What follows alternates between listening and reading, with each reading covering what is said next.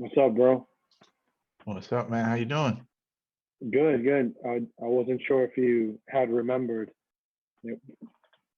Good, bro. I was just playing some Grand Theft Auto. Take the edge off. Play. Yeah, It's like junk food for the brain. You just play a video game and chill. I've been playing Counter-Strike and got my son into it. He stays here with me, but he also stays with his mom. But when he's with his mom, we're still bonding. You know what I mean? Like we're playing Mhm. together, we're talking Yeah, crap, we're joking around. So it's got that unexpected side effect that it's keeping us closer while we're gaming and playing with each other, which is neat. I only picked it up in the last few weeks because I this is the longest break I've had Uh, in since we joined the Air Force. Like years. I've been off for 6 months, bro. Just wow. kind of because Oh, of is it big? COVID. I was gonna say, is it because of COVID? And Yeah, so everything we do is online. It's all virtual. I'm in a program right now for so when you make major, if you're in the top 10 to 15%, they'll select you for developmental programs where you could go get a master's degree or you could do what I'm doing. Like what I'm doing is highly competitive, but they'll take those people and farm them out. And it's usually a 12-month program because it's aligned with a master's program. But I'm not in a degree program. So basically, the first 6 months, I'm in a holding pattern until Congress reconvenes in January. So they usually will send us to a random agency like State Department, um, any of the combatant commands. So if you're familiar with the commands that are in charge of different regions throughout the world, so Central Command, they run like stuff in Iraq and Afghanistan, or Indo-PACOM, which is Indian Pacific Command. So it's all Asia. So we'll work with different people for 6 months. I was supposed to work with DHS, the mm, Department of Homeland Security, specifically their agency called CISA, so the cybersecurity agency. But I never ended up working with them because of COVID. It just has completely disrupted a lot of things as far as like the interagency cooperation, because I'm DoD, DHS is separate, so I can't just roll in there and start working for them just because I'm in the federal government. Like they were trying to make an agreement between Air Force and them. It just took so long. So the whole time I've been at home, working out, working on this house, attending conferences, and doing uh, the stuff that we're supposed to do in the meantime. Like we attend some courses at Georgetown for legislative studies, so that way when you show up to Congress, you kind of have a clue. You're not completely out there, The city of New York, Boricua from the Bronx. we kind of just went into it, man. Hey, my name is Angel Rodriguez, and this is NYCTalking.com. This is my man Lou Maldonado. Yo, we introduce yourself real quick. Let's do that. Yeah, cool. Yeah, so this is actually the first time I've done an interview with someone, and I'm actually excited to be here. Lou Maldonado. Angel and I go back, 1996 or so. We were on delayed enlistment for the Air Force, and then both in the Bronx, obviously. And then in 1997, we both went to basic training. So long time ago. Doesn't feel that long, but Yeah. so as you know, we joined the military. A lot of us only do 4 years, 5, 6 years. I chose to stay in for my entire adult life. So I've been doing this for 23 years plus, going on 24 years now. I've been on active duty, and it's been a blast, but we obviously share that upbringing in the Bronx. So that's what kind of catapulted me into this profession, because growing up in New York was rough. So I needed That's to get out of there. to say the But yeah, least, right? yeah, Yeah, to yeah. say the So least. here we are. I mean, we're just catching up, Yeah. in the era of COVID, virtual interview, just chatting, and just happy to be here. It's cool. Yeah, yo, it's been a long time. I mean, the last time I think we spoke in person, it was I think it was after boot, just after boot when we were just getting back. Or no, I think you came over to see my sister because that's how we met through my sister. Y'all were friends from school. My recollection is either that or what do you call that room where you can go and get vending machines outside? You remember? Yeah, it was the patio. It's the patio. that was So they that had was the. we saw each So, other there once during basic. We went in 23 years ago. So it's been a long time, man. I mean, yeah. I've stayed connected with you online, and I see what you've been doing. You've had a really good run with the Air Force, man. You made it to chief, right, on the enlisted side, if I'm not mistaken. Not quite. So I made it to senior master sergeant. It's the Okay. rank right below chief. Yeah. So, you know, I would say that coming from the Bronx and not having a lot to fall back on, I joined the Air Force with some ambition, to make a better life for myself. So I kind of blasted through the ranks, and then around Yeah. 11 years or so, I chose to become an officer. So I went through basic training again, this time 3 months though. So back in 2009, and commissioned as a lieutenant.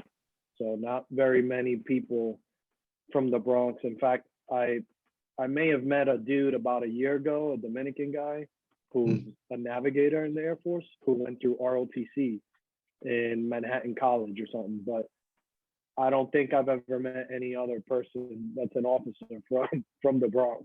So, Yeah.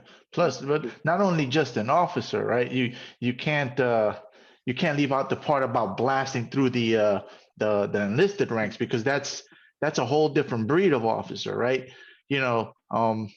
I mean, when I was in and we were going through boot camp and we'd see those guys in the, like the nice colors and stuff, marching, the guys who were going to be officers, our training instructors used to mess with them. They used to kind of march us towards them. Like if we were gonna like we were gonna run them over and stuff. So, they have to earn their respect. Whereas you're coming from the enlisted side and you've got, you've senior masters are, that's way up there. So I got out senior airman and you were already tech when I got out, if I recall correctly. So you know, that's definitely a huge accomplishment, man. I mean, that's no joke. And then, now you're in the officer side doing good things, man. So definitely representing for the Bronx and the Air Force. Yeah, no doubt. And so I would say that, of course, it's always a challenge, just the military lifestyle period. But so you join, you're not sure if you're going to do more than one enlistment, and then life happens. And so my wife's in the Air Force too, and we have a little girl. So at the time, I decided the best thing to do was to stick around.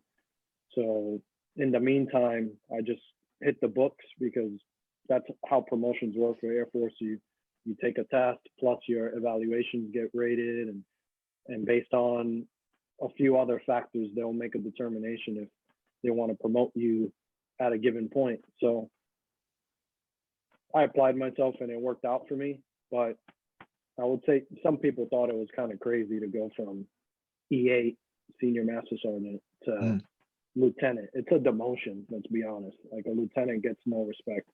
And when you look young, so I was 30 when I commissioned. So the term for prior enlisted, by the way, it's a Mustang. So, the reason they call us Mustangs is because a Mustang is a wild horse. So you can't really break it in. You take a Mustang and you try to break it in and domesticate it. It's always going to have those moments of rebellion. It's going to always kind of act out. And that's what I would say a lot of prior enlisted, we're set in our ways because we cut our teeth on working our way up, doing the job. Like you remember in basic training, I remember they had me painting bathrooms and cleaning toilets and stuff. They don't do that. Picking up little hairs from the cubes cubes from the bathroom. The officers don't do that. Like you walk in at the I would say that the second floor, whereas enlisted, you start in the basement. You got to work your way up. So being a Mustang gave me that perspective of kind of earning my way, moving up the ladder. But at the same time, because based on appearance, right? So people will see you and they'll assume that you're new to the military. As you know, Hispanic people don't age, right? So that was Yeah. kind of a challenge going from So being they didn't know, like people didn't know, like when you came into your new command or wherever you were at, they didn't know, oh, this is Lou, and he's a former senior, and he's they not don't. ne- not necessarily. I mean, some do know, but the Air Force is big and it's small at the same time. So if you're not working in the same circles or the same career field, then you're gonna end up in a place where no one knows you, and all they have to go off of is your appearance. And you're not walking around wearing your blues with all your ribbons. So they see you in your, at the time, ABUs, Airman Battle Uniform. But when you were in, it was the BDU. Yeah. So you don't wear anything. You just have your career field badge. And if they You can didn't kind of have tell your prior one from. you have the star. Yeah. So I had the star in the wreath, which I stayed in the same career field, intelligence. So they know that I've been around, but in many cases, they would say, "Hey, are you wearing the wrong badge?" And then you got to school them. And it's like, nah, bro. And what about like was your Russian work also considered intelligence? Yeah, that's all Oh, okay. intelligence. Okay, I Because see. you're working in that arena. I'll Gotcha. just leave it at that. Yeah, fair. I gotcha. Yeah, I mean, we have people in the military that are proficient in foreign languages, to be aware of, So what's going on. you learned Russian like straight through and after in tech school? Like, did you actually learn Russian? I always wondered if you actually learned Russian. Yeah, like it was tough, man. Like, how long was it tech for that? so the school for that it's 12 months, if Wow. assuming you don't wash back. So a lot of people don't even make it through the program. They show up, and I mean, you have varieties of people. You have officers who have degrees, and you have airmen, like airmen first class, airmen basic, and they're studying this language. So it's based on your aptitude to learn a language in a high pressure environment. So right now you're fluent in Spanish, but you learned that at home at your own pace. You Right, weren't as a child too. That's the as other a thing. child. So Yeah, which big difference. children are highly proficient Yeah. because they're sponges, right? But as an adult, you go to the school and you have 12 months, and it's like, hey, you either make it through these 12 months or you go and become security forces or some random job. Nothing against those jobs. It's just Right. You you're don't not have a going to choice. stay. Yeah. You don't have a choice. You're not going to stay in that profession, that career field, because you need to meet that standard. So you do 12 months of that, and then you go. Once you never master the language. That's the thing, because it's challenging. But once you get through and you graduate that program, then you go for your 5 to 6 months of the actual intelligence work, where you learn how to apply those skills you just learned. The OJT, yeah. I recall that too. Kind of like after tech, they sent me to OJT. Yeah, this is before OJT though. This you're not even Oh, you're wow. not even in, like, you're still in technical training. Oh, So, I see. so then depending on your language, that can range from sum total, a year and a half. It can range from a year if you go learn Spanish, because believe it or not, we send people to learn Spanish with as many people that Yeah, speak I know. Spanish in this country. That is crazy. And then at the extreme, it would be, say, Arabic or Chinese Mandarin, and that's a 15-month program. And then they go to additional training. So you could be in school for close to 2 years total. Wow. Yeah, those are tougher languages. Yeah. Wow. That's crazy, man. You feel that was helpful in your trajectory, the career path, in I would terms say of. so. But so you went to Dodge High School, right? Yeah. So I went to Walton High School. So you already know how shitty the I quality do. of education was. So you Yeah. show up to a program like where you got to learn Russian or Korean or something. You can imagine how unprepared you're going to be for that, because Right. we don't have the academic foundation necessary. So the school is hard for anybody with an education who reads books. It's harder for people like me and you, because we're barely trying to learn these $10 words in English, because you got to translate them into Russian or whatever, and vice versa. So to basically the point of all that is that by going through something that intense and that challenging, when you achieve that goal, it actually sets you up for tougher goals, because you're like, man, I just graduated this program and I did pretty good at it. So now, sure, it gives you that confidence to go on and get your 4-year degree, or apply for a special duty assignment in the Air Force, or do something outside of your comfort zone, really, is what it does. Right. So it definitely helped me with the trajectory. Well, yeah, it's you're breaking it down real well, because it's saying I can achieve this very difficult thing. I can do anything. You know, that's really, I always, when people ask me what I got out of the military, it was just, in terms of career, I don't feel like I gained much, because they put me in a field that wasn't what I wanted. You know, I kind of got bamboozled by the recruiter, and I ended up in a space that I wasn't interested in. So I was kind of like just getting by, right? I just wanted to do my job, do what I had to do, be responsible, but I had no goals of progressing in that area, because I hated it. And I was trying to move to different areas, and it was very difficult for me to do that. And part of the reason I got out was I couldn't move to an area that really interested me. But basic training, at one point in basic training, I went from resisting, I hate this, I hate this, I want to go home, to where something clicked. And when that thing clicked, that I kind of just said, okay, these are my circumstances. I cannot change them. There's nothing I can do. My best option is to go straight forward, be the best in what I can be, and just get it done.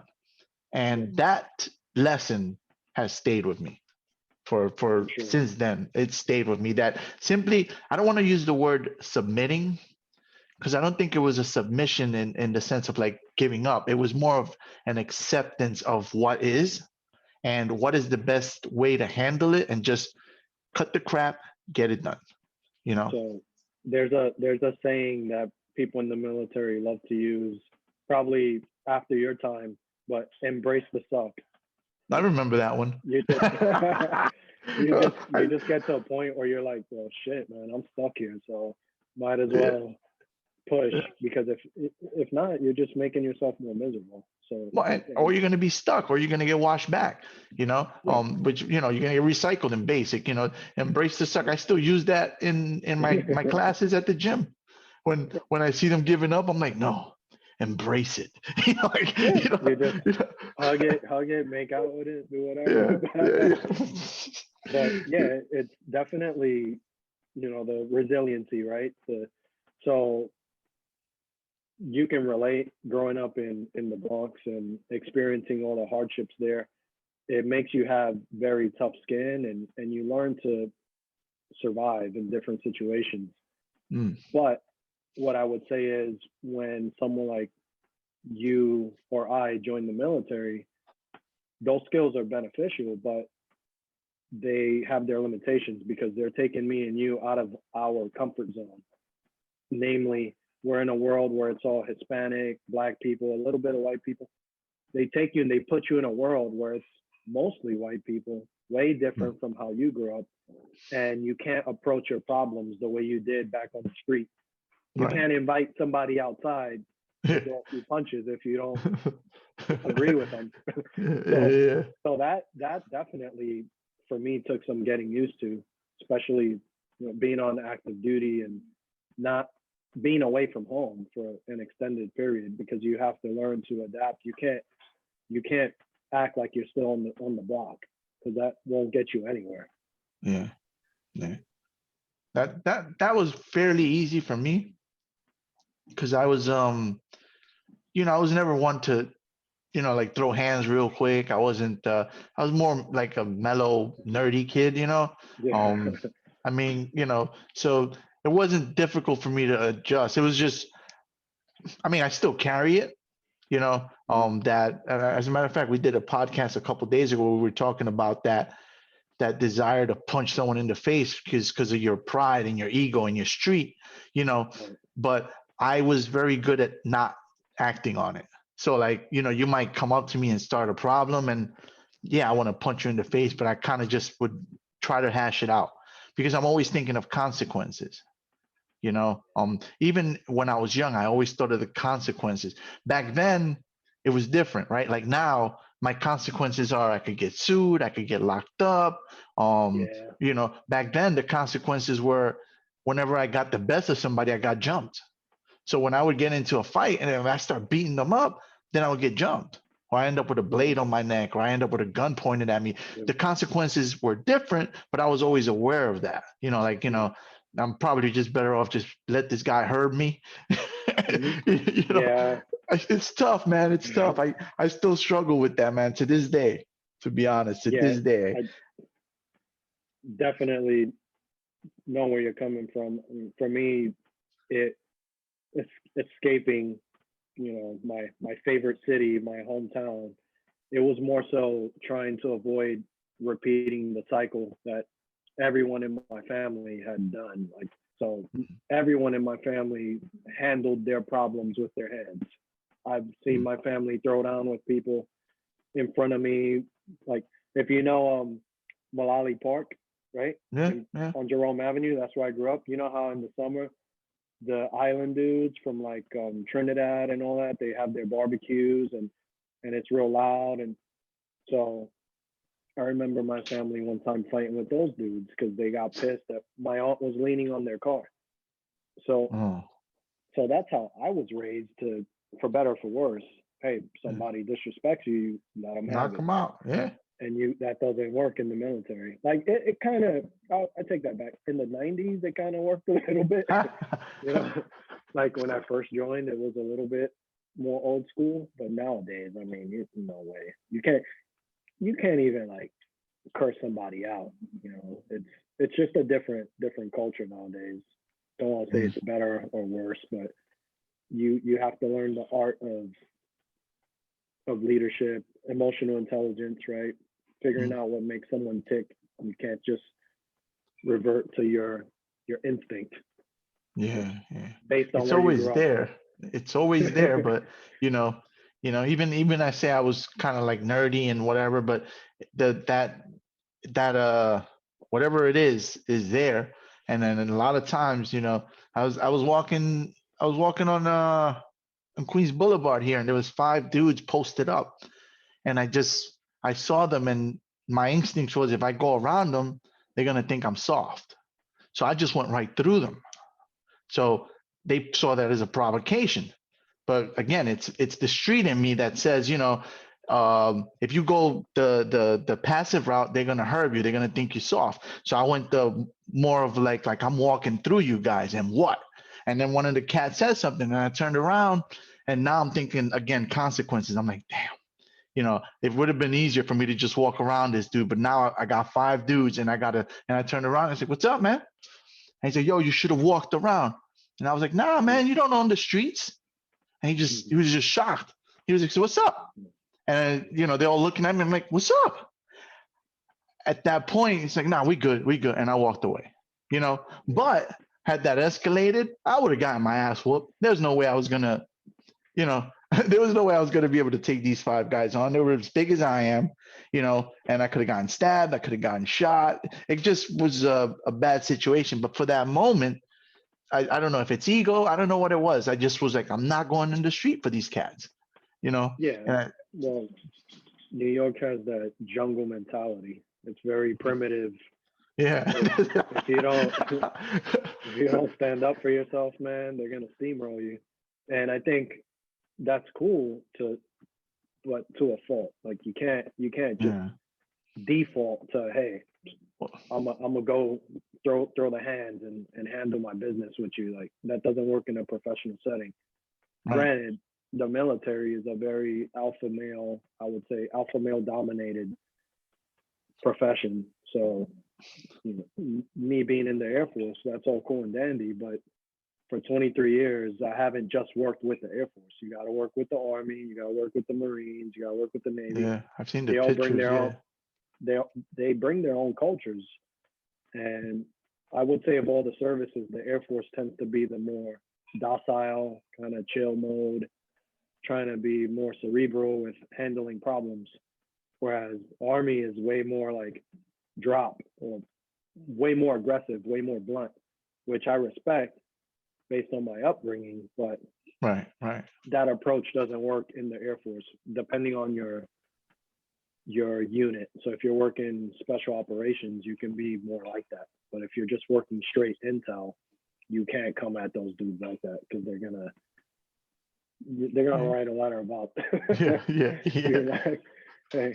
So it's just having that ability, that dynamic leadership ability to adjust to who you're dealing with. But conflict is everywhere, right? Conflict is at home. It's just a little more primal. Conflict is in the office. There's always going to be conflict. Right. In the professional environment, you got to be different. You know, like I handle things with a more delicate touch, and I learned that very early on. I want to say within maybe my first year, second year at Deutsche Bank, I was already getting those lessons of how to handle these things, and I'm much more diplomatic now. You know, in terms of work. You know, and generally on the street, I avoid trouble, but for some reason, those 5 dudes they brought out that thing in me to say like you know, I'm gonna challenge you. I'm not going in traffic to avoid you. You know, I just got mad. I don't know what happened. I just got mad and I just went right through them. But it's the street. But it wasn't a smart thing to do. You know, it just wasn't a smart thing to do. And I think back on it, you know what? Now I walk around. I just don't want to put myself in that situation. But I don't know what happened that day. I just got mad because it was like they were looking at me like, I dare you to walk through. It's not worth it, bro. So I just thought of a story of when I used to go to New York with my brother-in-law, so I'm 5'11" and he's like 6'2", 6'3". He's in the Air Force too. He's in MTI actually down in Lackland. So he just actually wrapped up his time there as an MTI. But back in the day when you're like super proud of being in the military, so you wear your dog tags, and I would keep mine in my shirt. But you know how the dog tags have the necklace, the metal thing that looks like what the DTs wear, what the detectives wear. Right. So he and I would have the haircuts. We'd have like the Oakley. You look like we looked like cops. It was hilarious. So we'd be walking around like Manhattan and stuff. You see the dudes with the 3-card money and stuff, and they would see us walking up and they would run away, like because they thought we were cops. And I'm like, why is everybody running from us? And then I realized, I'm like, oh, because they can probably see like the dog tags. They don't realize the dog tags. They think it's like a detective the badge. Yeah. But yeah, it's New York is definitely a different place. You know, the way people approach things. When I walk around there, I don't make eye contact for too long with people. You give them that half a second look, like, yeah, I'm not a chump, but I'm not trying to start nothing with you either. Just leave me alone and I'll leave you alone. It's like this unspoken agreement that you have to. I see you. I know you're there. I acknowledge you. It's cool as long as you're cool, you know. Just don't fuck with me, man. yeah, pretty much all there. You know, I'm grateful now that, you know, as older and stuff, I don't really have too many problems and stuff, and things like that don't happen much. But New York is getting kind of wild right now, man. I don't know if you've been following. Yeah. It's been getting kind of wild. You in DC now? Are you even allowed to say, or I don't want to ask you anything. No, I am. So I'm in right outside of DC, like 10 minutes away in Northern Virginia. So that's where I'm living. So I don't live in the city, in the district. Right, right. The district has its own crime and a lot of stuff. I don't live anywhere near that. But even here where I live, there's carjackings and there's stupidity, once in a while.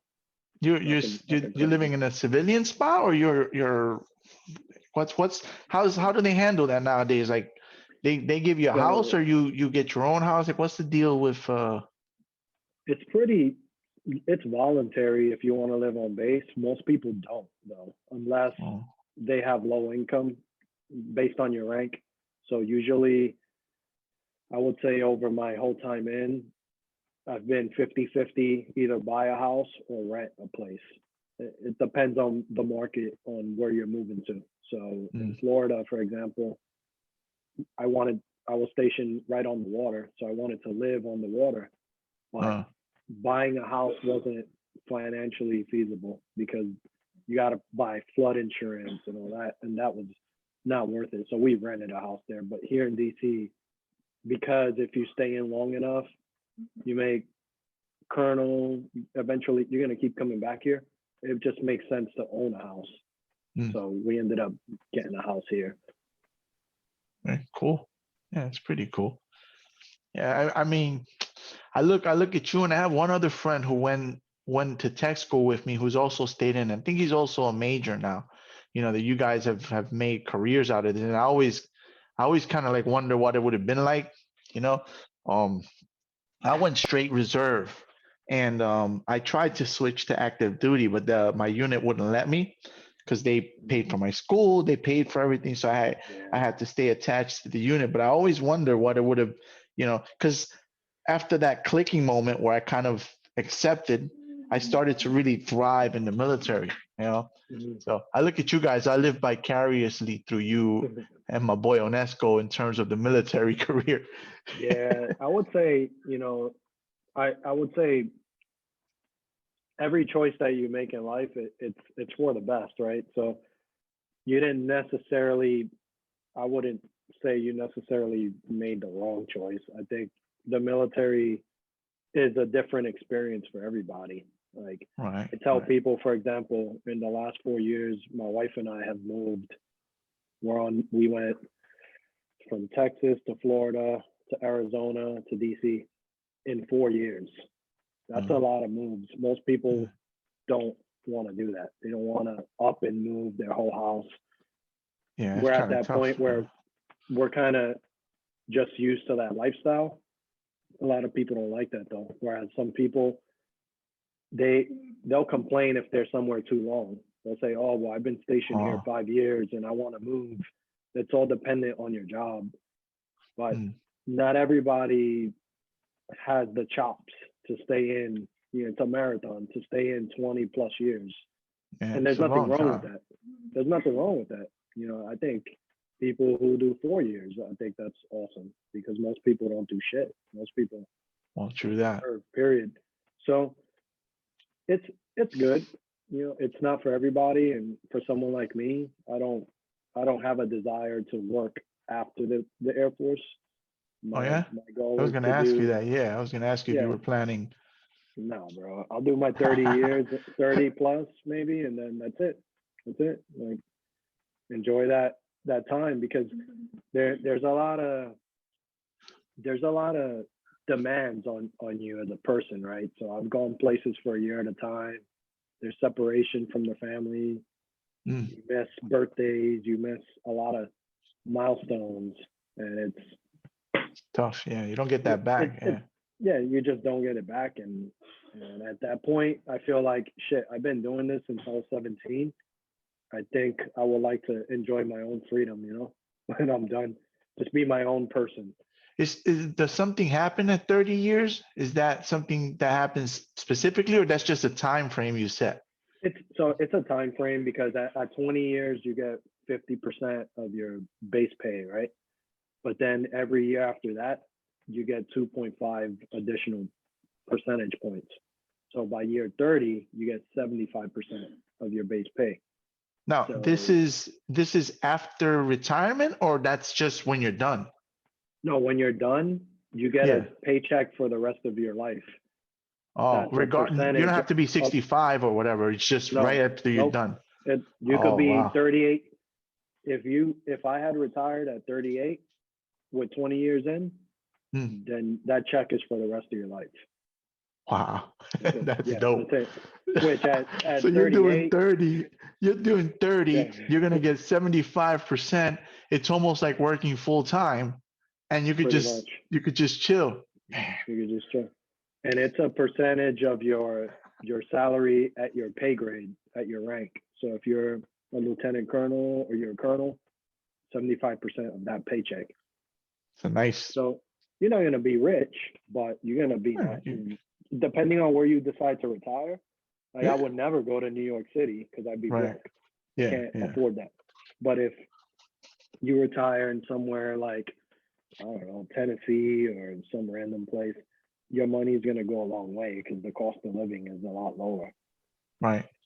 Plus, you own a house, right? So that's equity. That's money you Yeah. have that you can actually use to For sure. purchase your home. Yeah, Yep. man, that's awesome, dude. That's cool to hear, man. Like that's like you're gonna be set, man.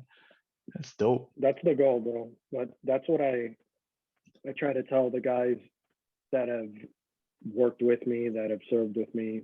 You try to kind of educate them on some of those benefits, but at the same time, I don't try to guilt them into doing what I've done. It's like, hey, this is what I chose to do. Right. I had my own reasons. Like I don't come from a family with money. I'm not gonna get an inheritance. You know, Yeah. my dad's not a lawyer. So the Right, things right. I'm working towards are the things that's all You're I'm gonna getting. be the one. You're the one who's giving inheritance at some point. Yeah, You know? exactly. I don't, you know, I don't know if I had told you this. So I found my dad. He's in the Oh. Bronx. You know, I never knew him. I met him. Oh wow. 6 No, I years did ago. not know that. Yeah, no, I So, didn't know that. Yeah. so that dude's 84 years old. Like he's old, man. But he's Wow. fine. I talk to him and stuff. But for example, with him, I'm not inheriting anything from him. He lives in the projects on Park Avenue in the Bronx. Yeah. It's not the Park Avenue in It's a Manhattan. different Park Avenue. Yeah. This is the Park Avenue that you'll get fucking stuck up in, man. Like, so when you grow up with those circumstances, you realize that everything depends on you and the family you make, the person you marry or whoever you choose to live with. So that's it. It's almost like a plan B. reset, right? It's like you're Yeah. the starting point for your tree going forward. I mean, it's Yep. not to say I'm speaking financially, speaking in terms of being taken care of and stuff. There's no, it's the same for us, right? I mean, for my family, my dad, like he didn't have money. My mom didn't have money. They bust their butt. My mom busted butt to take care of us, and she did what she had to Yep. do. But the financial, I don't want to say stability, but things got better starting from me. Our generation, like my kid probably won't have to worry too much. Like he'll be better off than Right. we were, and that's how it should be. His generation going, his kids and your kids should all be in a better place than we are, but our starting points were tough. Just what it is, whereas some of the folks that you may be talking to, maybe their parents are well off and they may not need to worry about these things, just real, And, yeah, it's just the state of, I would say, the state of America, living in this country. There are people who come from good means. There are people who don't. It's just the name of the game, and you play the hand that's dealt to you, right? You try to do good things. And in our case, right, I chose, just like yourself, to leave that environment. As much as I love New York and I didn't really want to leave, it would have been nice to go to college and have a job there, but it wasn't the best option because of the influences at the time in the 90s. Things were just a lot, it was pretty violent back then and a lot crazier than today. It seems like it's kind of going back to that. But yeah, that's kind of what it feels like these days, man. Like, yeah, it's getting kind of crazy, but it's your personal choices really matter when you're, because I'm still in New York, and I didn't get pulled into that stuff. I came close, and I mean, I always think that there was a greater power looking out for me, because there were times where I could have gotten into some really bad stuff. I got involved with some really bad stuff that, Yeah. and maybe if I looked different, would have went down differently, because one time I got caught. I got caught like in a big gang fight, man. And I mean, I know you had as a matter of fact, you can relate, because you had your experience with the cops. Remember, you were talking about that at one point. Yeah. Well, I had a run in with the cops too, but look at me, bro. You know what I'm saying? Like because of, and it's the only thing I could attribute it to, the way I looked and the way I carry myself. The guy gave me a ticket and let me go. They could have arrested me. We were involved in a big freaking gang fight. It was Yeah. I don't want to mention any sets or anything, but it was a big, well, I still live out here, you know what I'm saying? Yeah. I can still run into people, man, but there was this big opposing groups encounter, and I got caught. I got caught that time, and the cop was kind of like, just get out of here. Let me go. And I wonder if that would have still been the case if I looked differently, if I would have spoken differently. I was just very respectful. I was just like, hey, you got me, man. He said, don't lie to me. Listen, man, I ain't gonna lie to you. Whatever you want to know, I'm gonna tell you. We're cool. Mhm. Hey, let me Yeah. go. Yeah, that could have Yeah. went differently. They could have brought me up on a lot of stuff, because it went nasty. It was Yeah. crazy. And that's sadly, I would say sadly, that's one of the main obstacles to people that grow up in the city, that grow up in New York, or even other cities like Chicago, who knows, all these other cities. Their encounters with law enforcement, sometimes that makes a difference between you being able to join the military or make something of yourself, or Mhm. having a stain on your record, and now you can't do anything because you have this occurrence that is now preventing you from being a good citizen, right? So I think I definitely see where you're coming from. Yeah, yeah. For me, my encounters with cops, even in the Bronx growing up, you always get stopped by the cops there. I remember getting checked by them and all that, but I'm still here. So Yeah.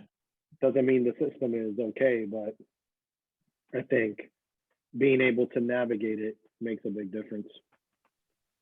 Yeah. And Yeah. unfortunately, that's not the case for everybody. Yeah, some people don't get the chance, but I got, like I said, I don't know. I feel like someone was looking out for me, man. I'm not a very religious dude, but someone was looking out for me, man, Yeah, because I I'm could, I with could you. think, I could think of several scenarios that, my life could have gone completely different. Mhm. All it would take was one decision on one individual at a specific moment, and my life could have gone completely sideways, man. So. And yeah, that definitely, that you bring up a good point, because I recall growing up, if you remember back in the 90s, like North Face was a thing, and Timbs Yeah. were a thing, and Averex Yeah. jackets were a thing. And so Oh wow. Yeah. Yeah. you're like, how do I get these things? I don't have a job, right? Yeah. So I'm 16, whatever. I don't have money, but I got a friend who's offering me to jump in with him on this venture and sell a few bricks of weed or do whatever. And in the short term, it's appealing. It's like, damn, man, I could sell some of this with this dude and make some money. Well, like yourself, for me at the time, I'm like, I have bigger plans. Like Yeah. I've always wanted to join the military when I was a kid. You got Fleet Week in New York. You see the sailors running around and stuff. Yeah. I really wanted to join the Navy initially. That's what I wanted to do. Oh, So whenever friends would propose things like that, well, friends, right? Like yeah. people you Yeah. grew Yeah. up with, acquaintances, Frenemies, right? you're like, no, I'm good. No, I'm good. And thankfully, I did not make those decisions, because they could have, sure, you could have gotten away with it, but at the same time, you get caught and no matter how smart you are, no matter how much potential you might have, you're No. screwed now because now you have a criminal record. Now you got Well, hemmed up. not to And mention what getting locked up does, right? Now you get locked up, now you're in there and you got to do what you got to do to survive in there, you know? right.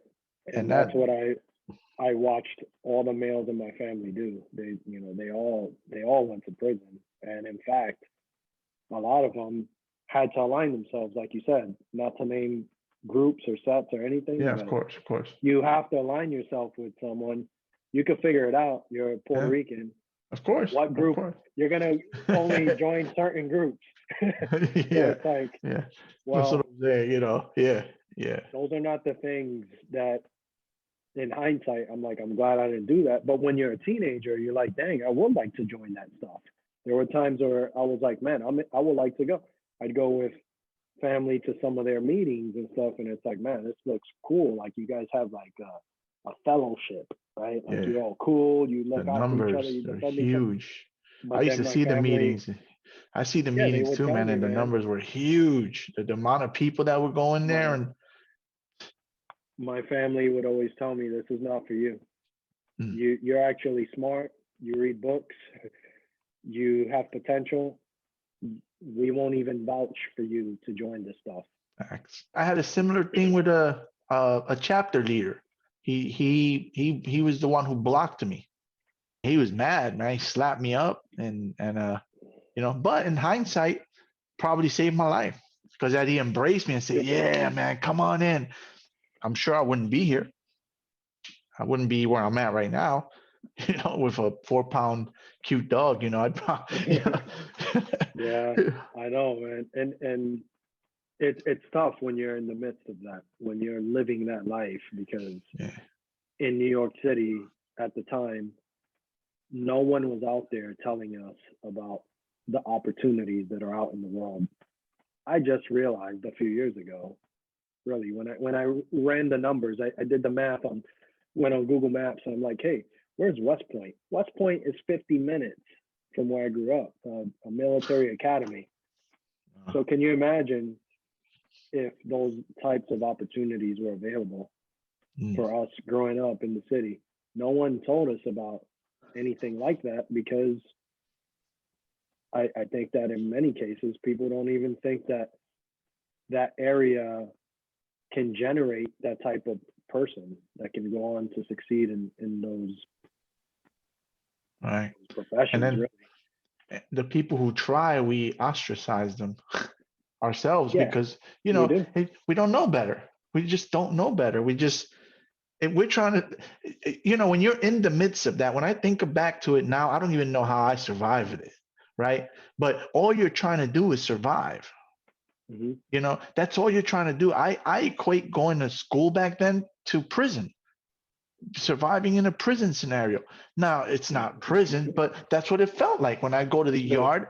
You know, if I When- walked in certain parts, if I walked through certain parts, I had bottles launched at me. You know, like I had people chasing me with all kinds of weapons just for Of course. walking in the wrong part of the yard in school, bro. So people laugh at me when I tell them about my high school experience. They laugh, like they think I'm kidding. So I tell them, hey, my high school had more security than your average airport before 9/11. Because when I went to high school, I had to badge in, put my ID in, I had to put my bag through a metal detector, I had to get wanded down. And this is in 1994, 95. I started high school in 93. And they're like, what? And this is when I first joined the military. I would, you share stories about back home. Yeah, And they're like, yeah, wow, yeah. that's crazy. Like now, that's what you go through at an airport. That was my high school experience. I wasn't even an adult. So it just shows, like you said, the degree of violence, the degree of distraction that you experience. How the fuck are you going to learn when you're going to a place of education and the first thing you encounter is a metal detector because it's too violent? They got to make sure you can't do. Bro, I used to sneak in razor blades in my mouth. And it's not because I was trying to fight with people. It's because you need a razor blade to protect yourself. That was how I was. And that's another thing. That's another thing that I wonder how the hell I was pretty good at it back then. I'd never do that now. I'd be Yeah, no. terrified to do that now, bro. But when But you look at the gangs that were out there, so in my high school there were which were I never heard of that one. Okay. and they just stuck together and they were always beating people up and shit. And it's like, damn, man, here we go. So that's sad. So when you have that environment, then of course you're not going to have people who want to go to become military officers, or you'll have very few people because they're basically just trying to survive. They're not concerned with the beyond. They're like, am I going to get stabbed tomorrow? Yeah. Am I going to get jacked up? And it's crazy because that's when I think about it. It's all about you just trying to survive, and it's a sad state of affairs, man. I think back to it and I'm like, I don't know how the hell I navigated that. I did. I survived it. I was in it. I was in the midst of it. But when I think of it now, and I think of myself in that situation, it freaks me out, man. Well, you did, but let's think about, for every one of you, there's probably 9 who did not. Whether they went to jail, whether they got killed, whether they became bums on the street. There's just so many people who were not able to make it through those experiences. And it's not their fault. It's just the way it was, Think about the guys you grew up with. How many of them are doing well? Yeah, just think of a few. Yeah, I can think of a handful, but not all of them. Same. Definitely not all of them. Yeah, no, it's about a handful, like you said. Just my core group of friends, the ones who were like my real friends, like those guys. A handful, not even a handful, and the majority, they ended up in different places. Yeah, like so you said you were a nerd. You probably hung out with nerds, right? Yeah, my little nerd crew, bro. So I hung out with thugs. I hung out because that's what I was surrounded by. I was an undercover nerd. I didn't tell people, I like reading books at home and shit. It was I hung out with the dudes who like punching people in the face and doing crazy shit. So those guys, I lost touch with all of them. Because again, you're not going to stay connected to people that don't help to elevate you or are not a positive influence in your life. So for me, it was like, no, man. Sometimes I'll go on Facebook and look up the names to see if they pop up just out of curiosity, but I've lost touch with all of them because they had different priorities in life. Yeah. These are people, you grew up with, man. So I had one of those guys one time tell me that I thought I was better than him. He said, you think you're better than we are. You think you're better than us. You think you're too good to see us. And I'm like, dude, if you want to meet and go to the city and grab a meal, I'd love to. But I can't go stand in the corner. Can't do that. Exactly. You got time management. You have things you have to do. Well, I also don't want to catch last time I saw my man, he had a gun hidden in his back, so I don't want to catch your bullet either. You know what I'm saying? Leave the gun at home. Come meet me for some vegan Thai food, and we can have a nice meal and talk and not worry. But if you're asking me to come stand in the corner in front of the building, I can't do that. And it's just because I don't feel safe. And they take it the wrong way. They take it as you think you're better. You better. Oh, you think you're better. You're up. You high class. No, man. I want to spend time with you. You're my boy, man. We grew up together. I just don't want to be in that environment. Let's go to a safe, neutral environment where nobody's trying to kill you or rob you, right? Because they're doing things that aren't savory. So just leave the thing at home, right? Leave the business at home, get on the train, come out to the city where no one knows you, and let's kick it, man, as friends, and we just break bread together. But I can't go into I'm trying to watch how I call things, but I can't go into your turf where you have enemies and you have business dealings and you're doing your thing and maybe get swept up in that. It happened to me once. I ended up against the wall. I was coming home from school. I wasn't even doing nothing. I just stopped by to greet a friend and boop, boop, and we're all up against the wall. those dudes thought that the cops were saying that I was the guy bringing it to them to sell.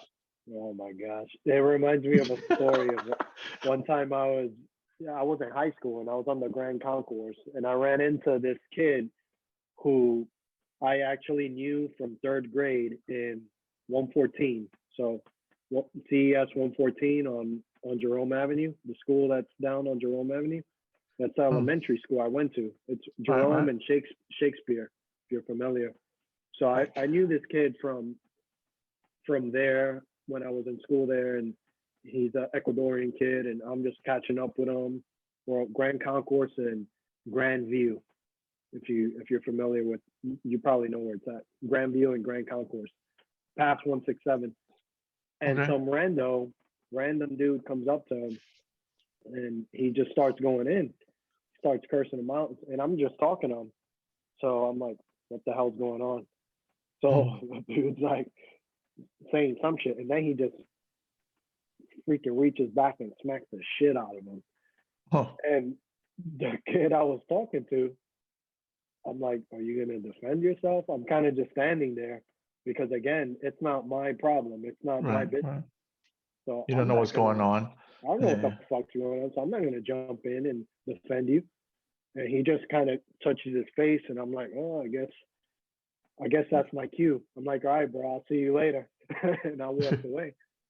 Because, like you said, you don't know what's going on in people's world. Well, if he took the slap, that guy must, have something over him. You know what I'm saying? Yeah. Owes him money, or who knows? I don't want to know. Yeah, for sure. I'm just like, all right, bro. Peace. Yeah. Howdy. Please. Deuces. Defend yourself next time, man. But yeah, that's the problem. You encounter these dudes, you go back home, and you don't know what kind of baggage or drama they have. So you could be walking into a very bad situation sometimes. Yeah. Like, hey, man. I visit my mom, and she's still in the Bronx, and I'm walking with my son, and he sees these cats come over to me and giving me pound. Hey, what's up, brother? Hey, ¿cómo está, loco? ¿Qué lo que? And just real quick, what's up? All good? Mi mamá está ahí, tranquila, todo bien, tú sabes que nosotros la velamos. And I keep it pushing. And my son was like, yo, Pops, man, you know those guys? Because he was scared. He saw a bunch of dudes approaching me. He thought we were about to get, Yeah. He doesn't know that they know me, or that, and he just got kind of scared. And I was like, nah, these are cats I grew up with, but you notice I keep it quick. What's up, bro? ¿Qué lo que hay? Bueno, aquí aguantando frío, and keep it pushing, because I don't know what they into. If you're sitting in front of a building and you're hanging out in front of the building, I don't want to get caught up in anybody's mess, man. You minimize your exposure. It's like, hey, I'm cool. I'll greet you, and I'll keep going. Give you pound and say what's up, bro. It's kind of just real quick and go about my business. So he was surprised because I keep telling him, I'm like, you don't know what we grew up with. It was my job to shield you from that. That's another thing. So it just reminds me of a funny moment I had after being in the Air Force for a few years and going home to visit. So the block changes, like there's new faces, and a lot of the people you grew up with, they're just not there anymore. I remember running into one person and they're like, yeah, man, so how's the military? And I'm like, that's cool. How's the Navy? It's like, I'm not in the Navy, I'm in the Air Force. All right, cool. They're like, damn, man, you sound white, bro. It's like, what? Yeah. They're like, you sound white. And I'm like, I'm not sure what you mean. They're like, well, yeah, you just sound like different. I'm like, okay, if you mean that I am communicating clearly, then yes, you're right. But I'm not gonna talk the way we used to talk on the block. Like, it's okay to keep my accent and all that, but dude, I can't be in the military using the N-word, acting a fool. Yeah. Like that, it's a different environment and things they don't understand. So when they see you speaking a certain way or acting a certain way, they internalize it and they think that you think you're better than them. It's like, no, bro. This is how we learn to function outside of this realm, because I can't operate the way I operate on the block in the world. That's a recipe for failure. You can't be that way. you gotta be a little more, I would say, decent, frankly, because you're not on the street. You're gonna talk the way you do on the street. Yeah. You see that you got from your boy that time, I've been getting since I was a kid. You talk white. You talk white. You talk white. And then it's what, got me abused a lot growing up. Plus, again, look at how I look.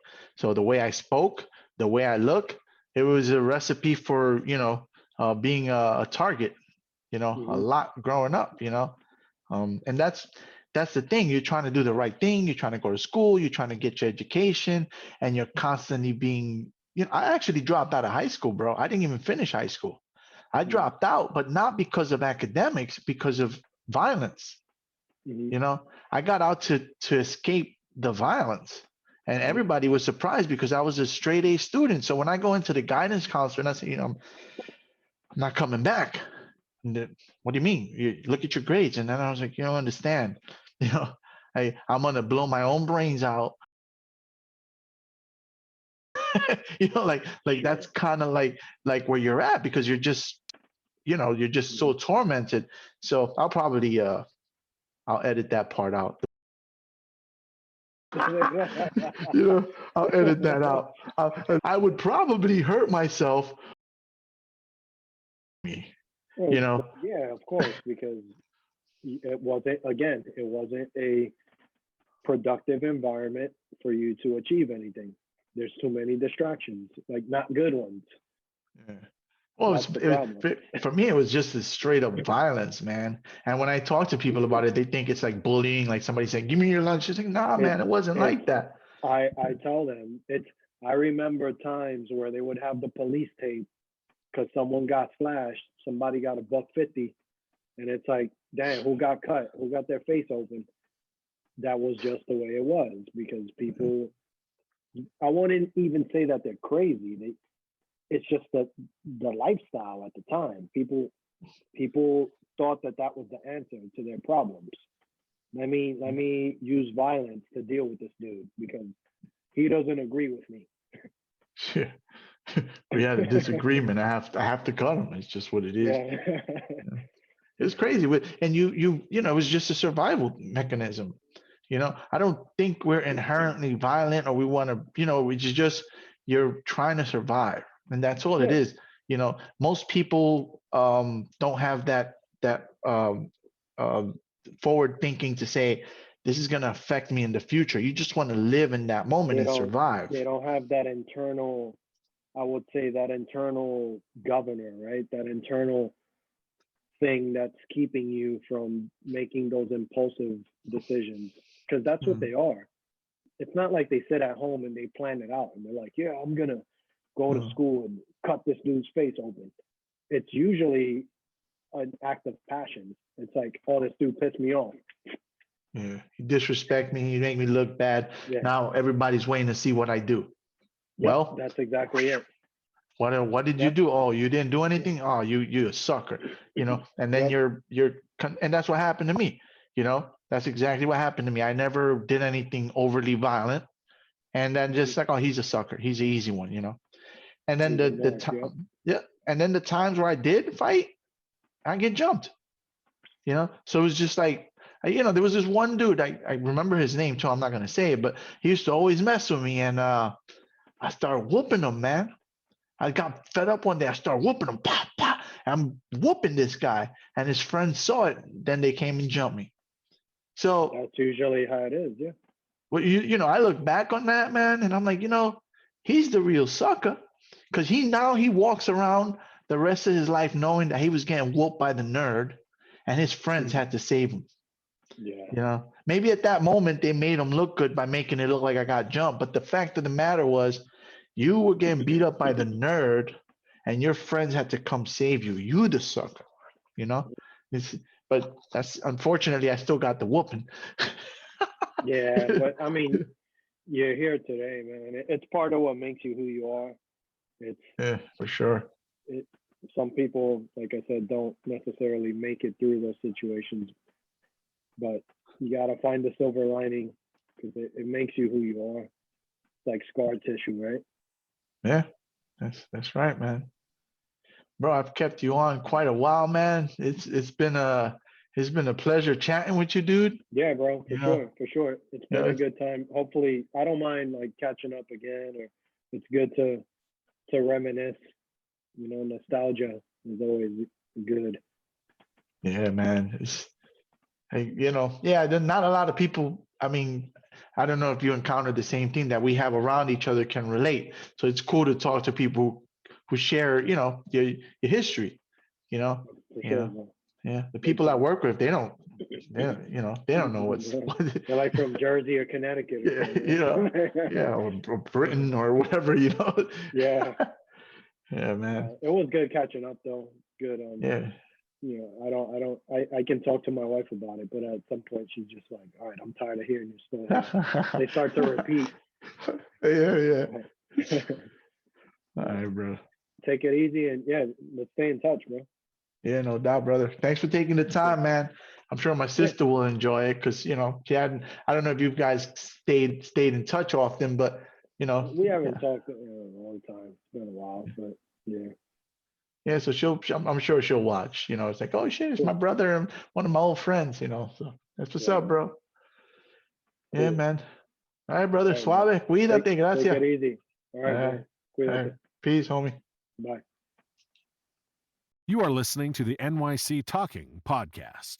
www.nyctalking.com. Please like NYC Talking on Facebook. Please follow Angel R Talk on Twitter and Instagram. We are NYC Talking, the realest lifestyle blog ever. Thanks for listening.